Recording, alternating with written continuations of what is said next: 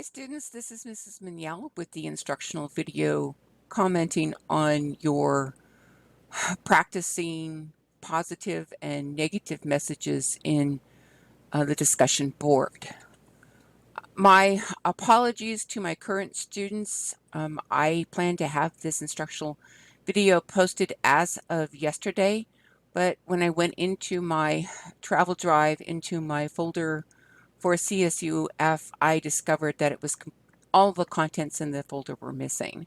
So I did have to spend the majority of yesterday fixing the drive and recovering the files. So my apologies. One of the things that I did lose was what I'm about to present to you. So it did take me some time this morning to also pull this together. The yellow highlighting means that there is an error that needs to be fixed, and I had this green, so I will put this as green. Green highlighting means that it is something that this is good, and it's something to emulate. I have removed students' names, and before I had a mixture of both my 11 o'clock and 12 o'clock classes, but because of having to create everything all over again, I've just focused on one class, which is representative of the good things and the errors that I found in both classes, positive and negative messages. So the first thing I want to commend those students who wrote the letter to the slumlord, S-Lord, is that you were very careful, many students were very careful to spell his name correctly, and then to send an email address to a different kind of spelling. So that does show that you paid attention to details, and by doing this, I will confess that it was a typo on my part, and I have since corrected it. But I'm going to say that that is a plus that you were so careful in using his correct name, and then the correct email address. So,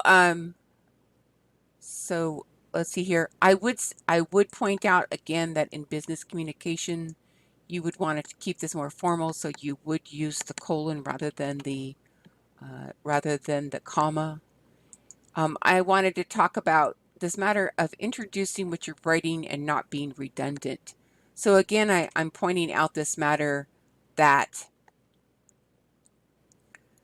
you do not need to say, I am writing this email, this letter, because your name is on it and it is what it is. It's either going to be an email, it's going to be a letter, it's going to be a memo. So a number of students later on, they point out this matter is let's see here. I had some students that actually said, I am contacting you, which is a better and less redundant. So I am contacting you for my Uncle Dan. That would have been a less repetitive introduction. Something very good that happened in this particular email was the student included the street address. If you are writing to a building owner, you should think that probably they have more than one building, and you should include the address, because otherwise they might have to call you back and say, which address is she at?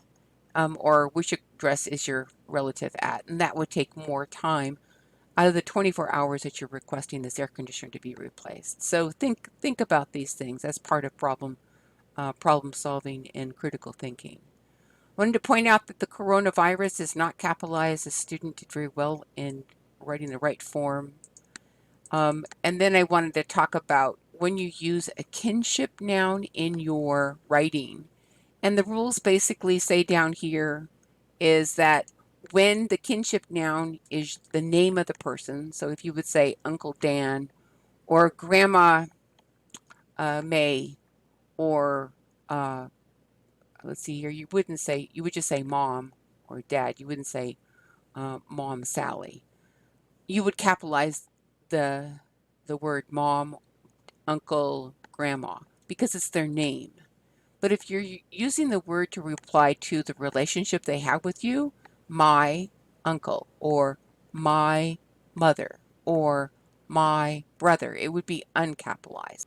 Remember, all names are proper nouns and they need to be capitalized. So if you're using uncle as a name, then you need to capitalize that. This particular email did not request a 24-hour statement, and a number of students figured out how to do that in a nice way. So I'll point that one out there. Remember in the claim letter to include that statement that uh, it's you who have written this letter. If you have used a template, which I gave you permission to do from another place, under your statement, required statement, would you please give me the URL to whatever source you used as a template for the letter, or the author and the name of the book that you used so I can refer to it. So this particular message didn't catch the misspelling, so they spelled the person's name wrong, although they have the email address correct. I wanted to talk about M dashes in this particular one. This is what this hyphen here is trying to do. So down here I have the M dash is actually a longer hyphen. It is 2 hyphens in a row, and it does imply that you are saying the phrase with neon lights and a band singing in the background. So it's a way to really call attention to what you're saying, and I think that this works here. Possibly you would be saying other hyphen, preferably, and if you put that extra space after the word, it'll elongate. Preferably within the next 24 hours. So I do think that matches the tone of this writer is trying to do, trying to really say, I really want this to happen within 24 hours. So if another redundancy is if you put your phone number here as well as underneath your name for contact. So if you put your phone number in your email and you list it at the bottom, it is unnecessarily taking up space in your email, and you do want to try to keep your business writing as concise as possible. So the more that you can limit redundancy, the more concise your writing will be, okay? So I did say that if you include your email underneath your name, it is okay, even though the receiver of your emails will have your email address because you sent them your email. Okay, in this particular one, so I'm writing is the redundancy. And then remember this matter about your senior housing. Which place are you talking about? Wanted to point out that this student actually punctuated the use of therefore to separate 2 complete sentences correctly. Therefore is called an adverb conjunctive, and it does need, if you have a complete sentence before, which it is, my grandmother suffers from diabetes and lung disease, that's a complete sentence. And then you say, I am deeply concerned about her health, that and would appreciate if this issue could be resolved as soon as possible. That is also another complete sentence. So therefore you do need the semicolon if you're using the therefore, or you can put the period and capitalize the therefore. So I liked that this particular student said, please contact me by phone or email, and they put their phone and their email at the bottom. So that was not redundant. No statement about the 24-hour turnaround was included in that particular one. Okay. So I also pointed out that considering what the reader needs to be told, the details that you need to put, it also, what details does the reader not need? So when you're drafting up your claim letter, make sure you consider all the details that were given to you, the goal of what you're doing, and whether or not you really need to include everything that was in that scenario. More than likely, you do not. Remember, business writing is clear, concise, and persuading. So conciseness means giving the details that the reader on the other end are need to have in order to be satisfied, to get the job done. I'm now going into the positive messages, And this was a scenario where the employee had sent what I call an emotional rant to her supervisor less than an hour after beginning a 90-day review that was not positive. So I am going to encourage you not to respond to emotional rants. This was somewhat of a trick assignment, but I did want to call attention to not responding to something when people are upset. Give it some time. And I've had some excellent bosses when I have goofed and they didn't call me on the carpet, call me up and say, get in here and chew me out for sending something. They waited until they saw me in the normal course of the day or the next day. They pulled me into the office, door open, sat me down, and talked to me about my concerns in the email, and then mentioned that really you never emotionally react in an email like that. You should wait. Write the correspondence in a Word document. Do not send it and then come back the next day or the day after, when you're more cool-headed and are able to put things in a less inflammatory language.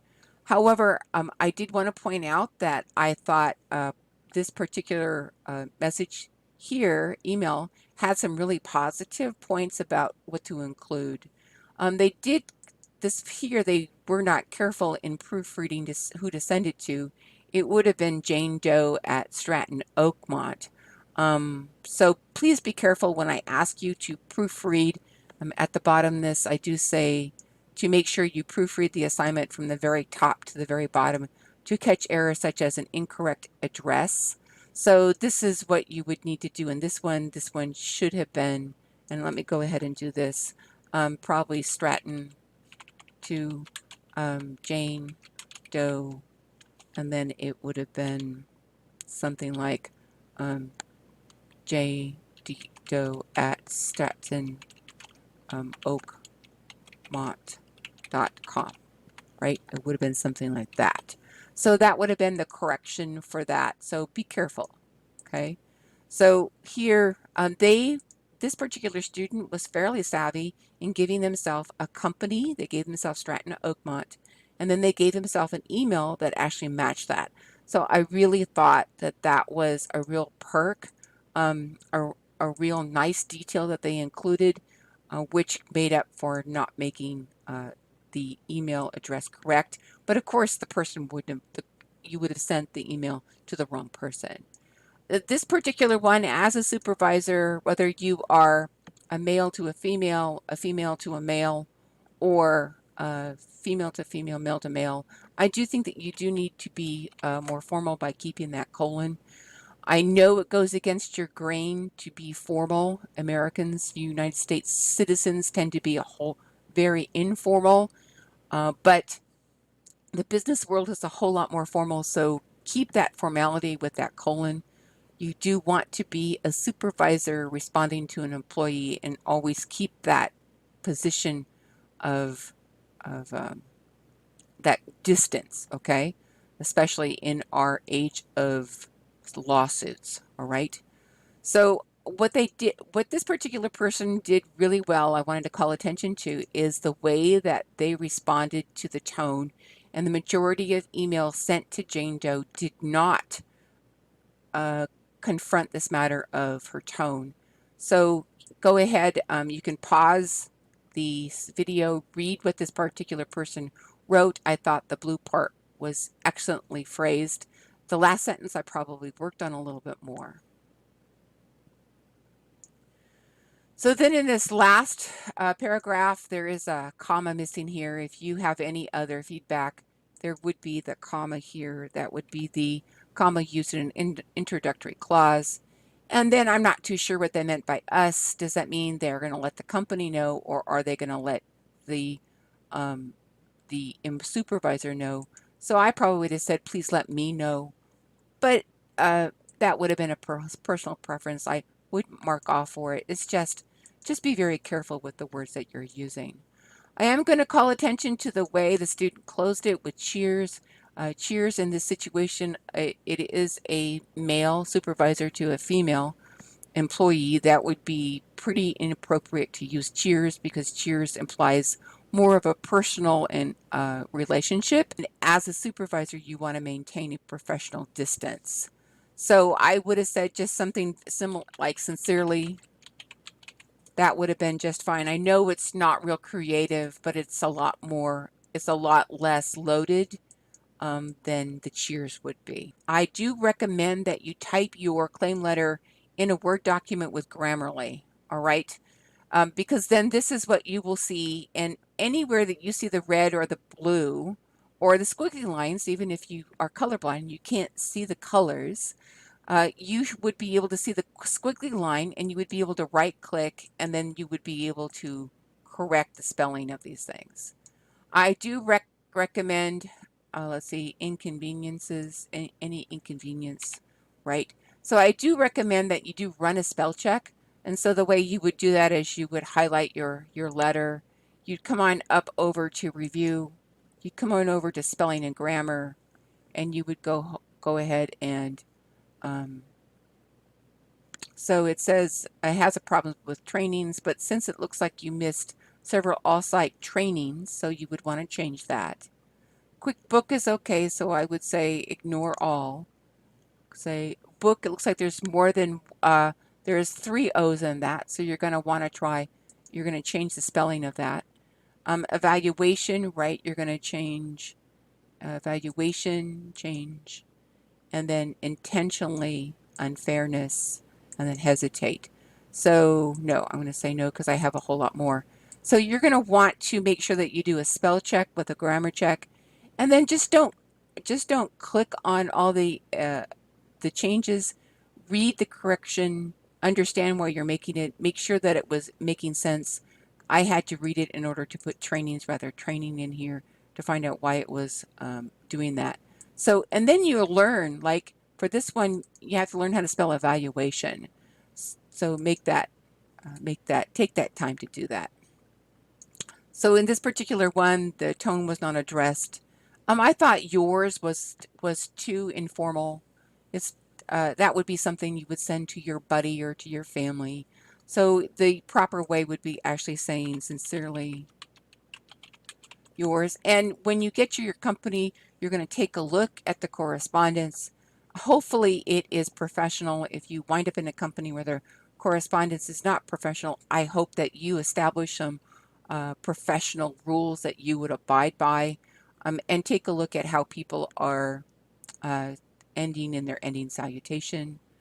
Okay, for this one, it would have been nice if the person actually came up with a company and then they're missing their statement. So, so that's, I did put that here. I did point out that the upcoming claim letter, which is why you practice the positive and negative messages, is one of your 5 writing assignments. So it is worth 10% of your grade. I must apply the department's mandated criteria on it. So every single surface error that you make in this letter, deduct either -5 or -3. So please take the time to proofread the letter, run the spell check, and then read it out loud. Good writers read out loud. So after all the spell check, give yourself a break of 15 to 30 minutes, come back and then read it out loud.